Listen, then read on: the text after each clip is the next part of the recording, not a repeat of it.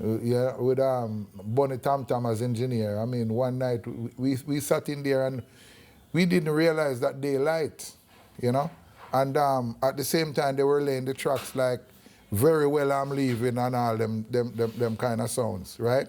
And as soon as the engineer them finished, there me and Bonnie Tam Tam was to capture the dub and cut the dub straight there, you know. So we were the first sound ever to play songs like those. Them days when man was playing dubs to go straight to man's head. You see, 'cause it's not like today when we are playing dubs and it's good and but them days and then man was cutting dubs, really cutting dubs to go to a man's head.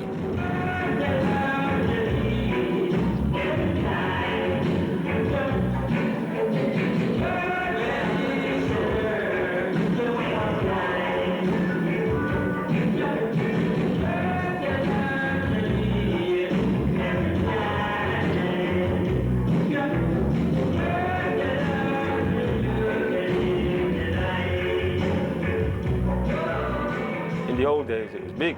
If you play a tune that a next man have, man will throw his away in the dance. You know what I mean? Because he's not playing that again. Now he say you have it.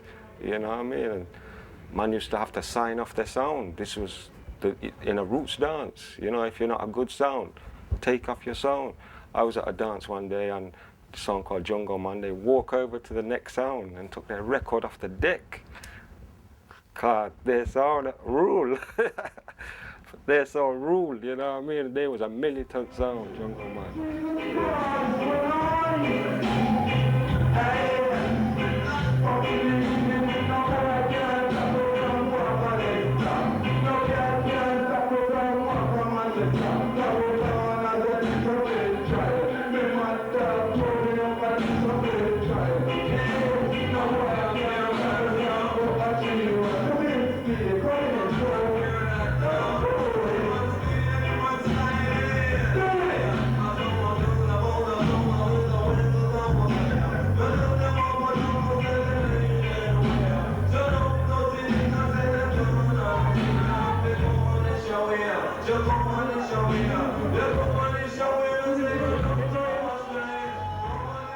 But in today's day, probably because of times we are living in, the message is more unity and love in the dance, because what we see in the outside world, this is our little time and space to do what we want when we're in the arena, the dance arena. So it's our time to tell the people what we defend is the voice of Rasta, is the voice of the poor, is the voice of the ghetto people. So roots music, it don't really carry clash today, it carry more unity vibes, you know. You still might have little competition, man buy this amps and the next man I get better amps, and you know, man might get 2,000 watt amps, next man get 5,000 watt amps just to be better. But the clash thing now really work. To be out there, you just have to do the work good, you know, and perform it right, and you know, everything Irish still.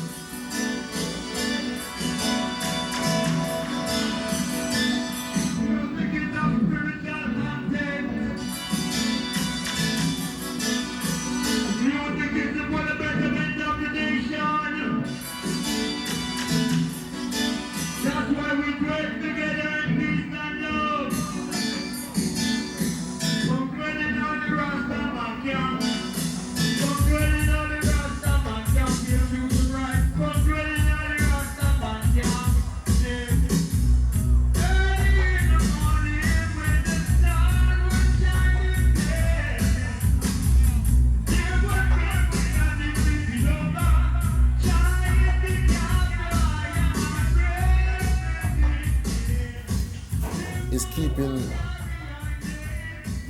the whole thing about Rastafari within the music as well, you know, because that is roots music, you know, that is what roots music is, that's where it comes from. It comes from the message. I found myself through roots music, through listening to Bob Marley, Burning Spear, Dennis Brown and these people back in the day. That's how I found Rastafari. And Rastafari is the greatest thing in my life, because that's what guides me. And without the music, I wouldn't have had that. And without being involved in roots music, perhaps I wouldn't have continued my tradition in the way I had. you know, if I'd veered off and probably gone into hip hop or soul, your influence would have probably gone somewhere else, you know, because you don't see Rastas doing anything else but roots music. That's the identity. So it's really important for the music to keep buzzing, you know, and it's really important for the vibes of Rastafari to be told in the music. Because you can get any other message in any other music going on. You know, play something else if you want to hear anything else. But, you know, for the meditation, you know, it has to be the roots.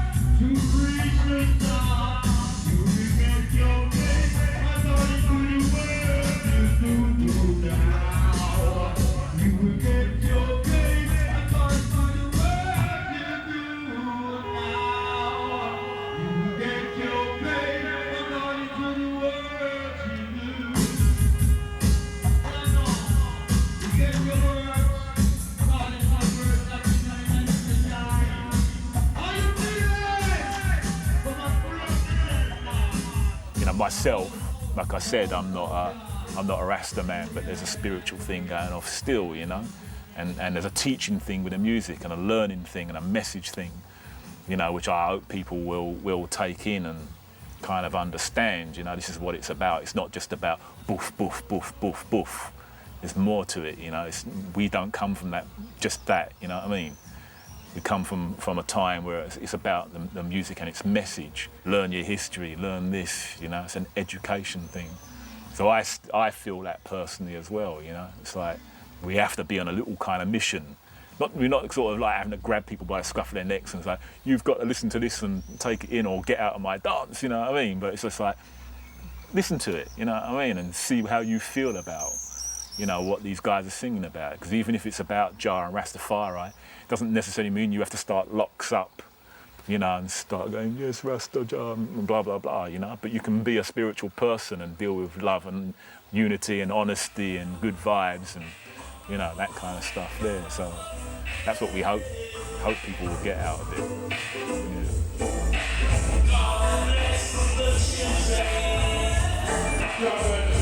Yeah.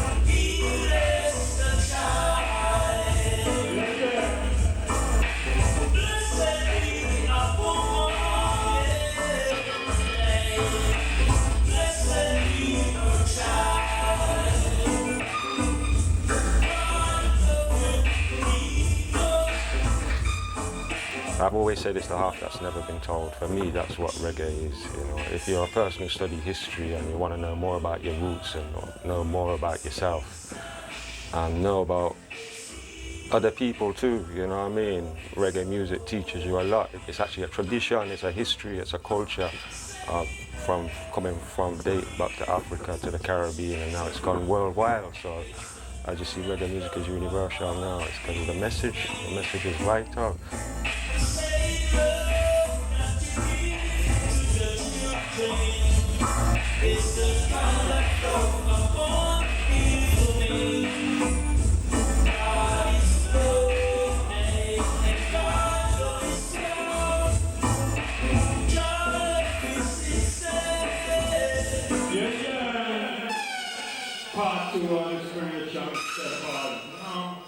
A lot of people who go to roots dance, whether they be Rasta or not, whether they went with the intention of getting rid of a burden or not, they have heard them make comment to me like, boy, you know what, Simba, I feel different.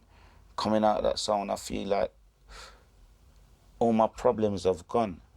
My shoulders feel light, like I was carrying something and it's gone, you know?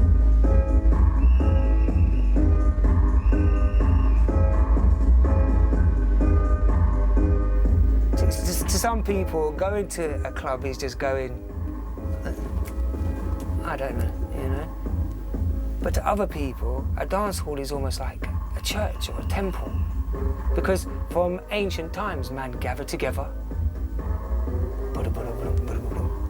play drums, do you know what I'm saying? And give thanks or whatever. This is what works. When your music is played on the sound system, it's like coming from the pulpit. The sound system is like the pulpit. and the man playing the sound is like the priest. Yeah.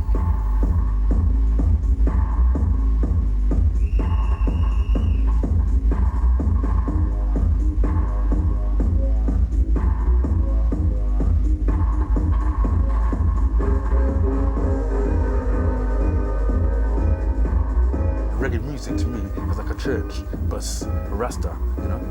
And I get my vibes from the music and just the vibes of the music, because it's a very deep, conscious music, reggae music, roots music, and I feel very spiritual, and I move in the way the spirit want me to move. That's why I jump and skank and, you know, Holy Spirit want me to move, I move. And it's very deep, I'm very serious in my music, roots music, very deep.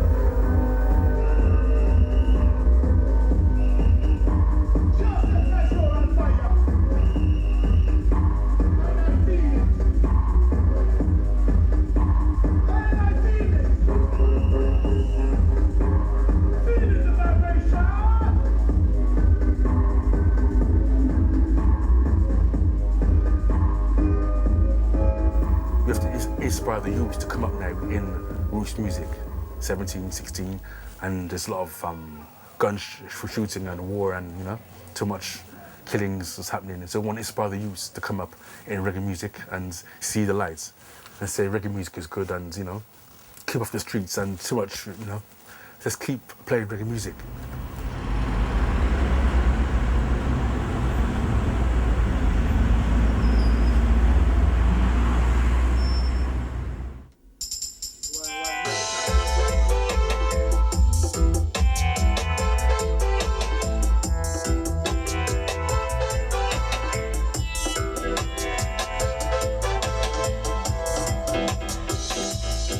Growing up in the Arewa studio, so like listening from a youngster, the vibe was always there. I started feeling the vibe for the root stuff, and yeah, I guess around 96, 97 I started producing. Like both of us, we come from parents who have been in the industry for nearly 40, 30 years. So it runs through our blood as babies to listening to records just in our mother's wombs around music and so forth. It was just natural progression, I think, at the end of the day, from birth till now. So yeah, it was evolution.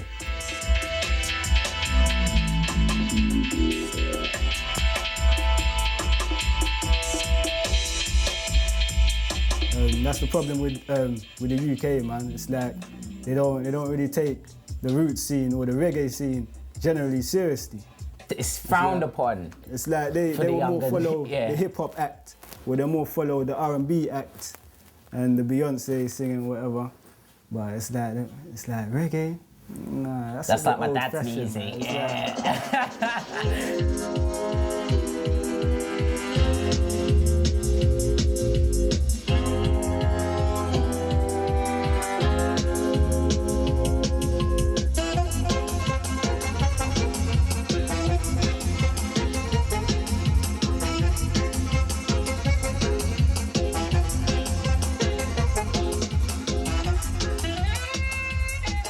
Obviously, seeing my dad from when I was younger, he was a young man, but now he's getting old, man. You know what I'm saying?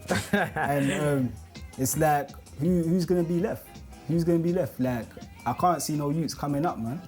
I really can't. Like, apart from Young Warrior here, I can't see no youths serious in this dub thing coming up. So when all the legends go, which Shaka and Mad Professor now are, legendary status, who's gonna be left, man?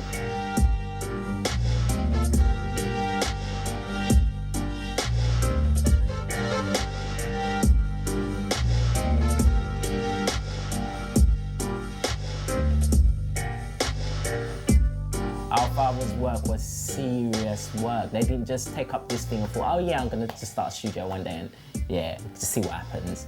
It wasn't in that vein. They never started like that. So we, as coming into the music and actually loving the music, we have to take on the same kind of superior heading and be militant in what we're doing, because we're not just carrying a record, we're carrying years and years and years of work, but that was done before us. To, you know, that's the weight on our shoulders.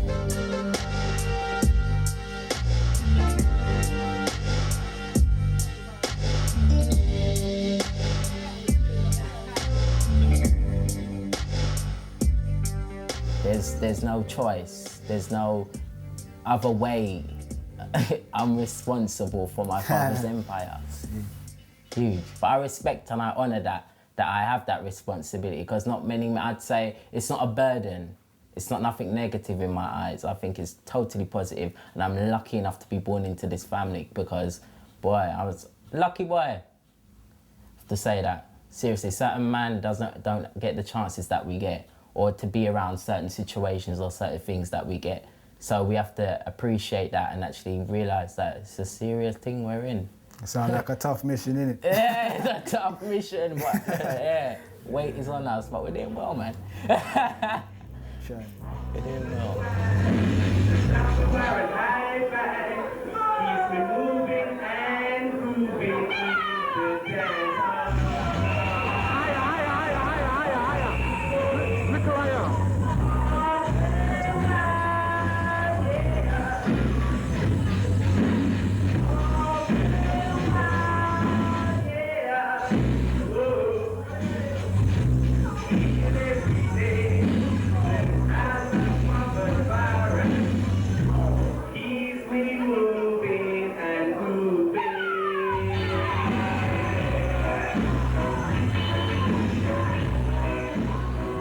In a lot of the dances in the 70s, it was a very strong black identity as well, you know.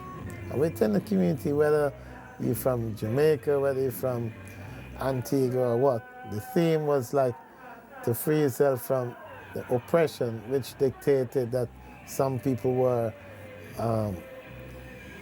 getting a better way through life than others. And this equality, you know, the same thing that caused Bob Marley to say that until the color of a man's skin is no difference from the color of his eyes. Those are the things. So the song system was really the theme for like liberation and positive vibration and equality. Politician them don't give a damn gone. Politician them don't give a damn. But this is something I'm a learn from education. They cannot find a true of it. Politician when you find a million, so they let nuclear bomber. America and England, them is the same grammar. I saw them try to get up by the Soviet Union. A couple years ago in a Vietnam, said the state under the I used to love sound systems, and not only in the end days, everybody had a sound system. All the teenagers, their brother would have a sound system, and they're playing their house. You know what I mean? House everywhere. In the 70s and through the late 70s to the early 80s, reggae was a big thing in England.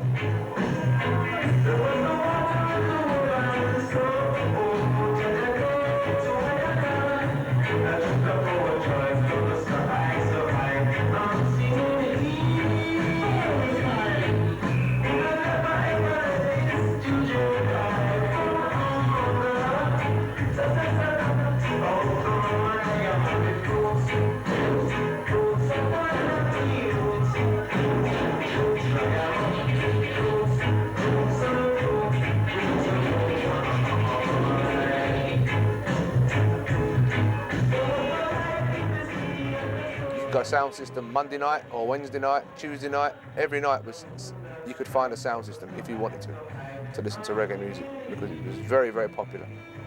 All the young black people was into reggae big time. Even at my school, they had melodica. Some kids in the class bring melodica to school and play in the playground, like playing Pablo tunes. You know, because that end times that was the music. You know what I mean? That was everyone listened to that.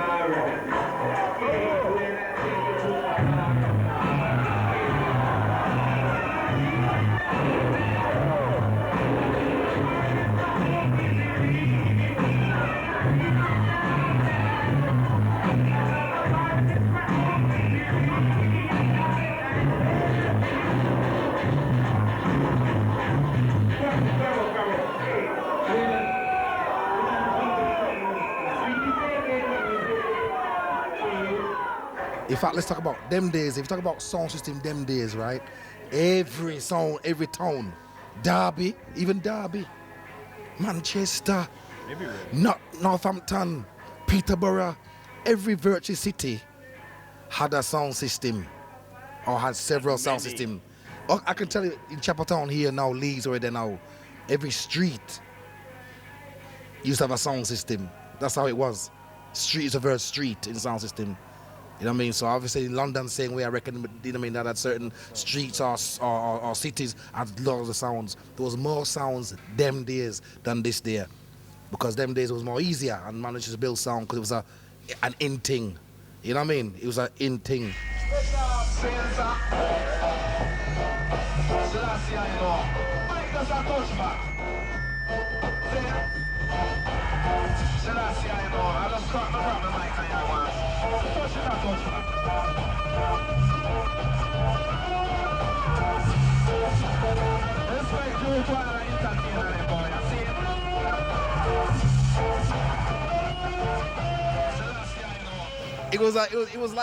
It was rough. It was like a Jamaica really to it way back in the days. Yeah, but it was sound. Man, they used to make their own kind of boxes. And then somebody used to make some different designs, you know what I mean? Man used to carve boxes them days. Yeah. You see the grill? You buy a grill nowadays. Man used to carve a grill. Make grill out of chisel and hammer. Yeah. Some pretty box them days, man. Pretty. Quad box. Sometimes you see some sound with some ugly box. Oh, yeah. Broke down.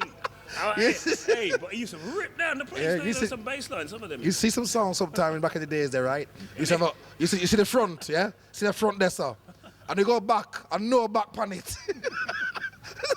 Yes, so, no back pan the box, trust me. And some oblong, some square, some oval, some round box. This is, man, some odd looking stuff used to go on them days there. Trust me.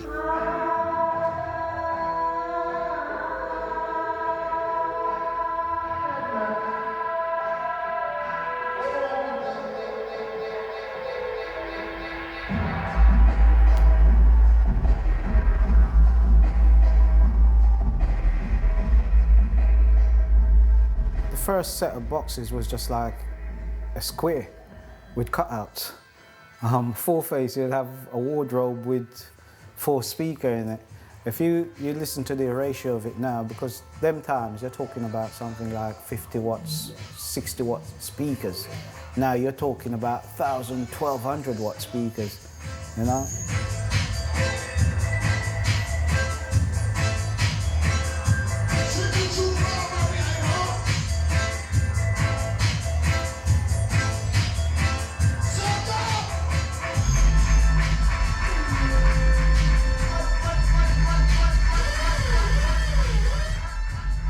Before, as I said before, the boxes was a square. Now there's a lot of intricate designing where the sound moves bigger, faster, whatever. You know, you can use so much design to get so much different sounds. It's unbelievable. And there's still so much what I don't even know about also, you know?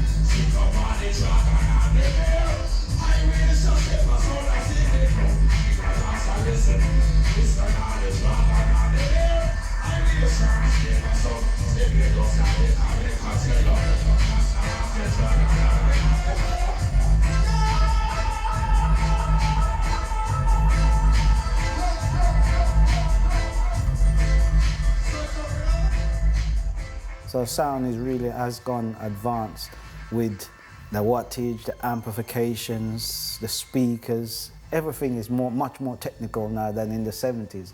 In the 70s, you had a valve amplifier where you just plug in with your bulging plug, big fat plugs, and your bass out of that amp and your tops out of that amp, you know? That was it. That was it. Sound is much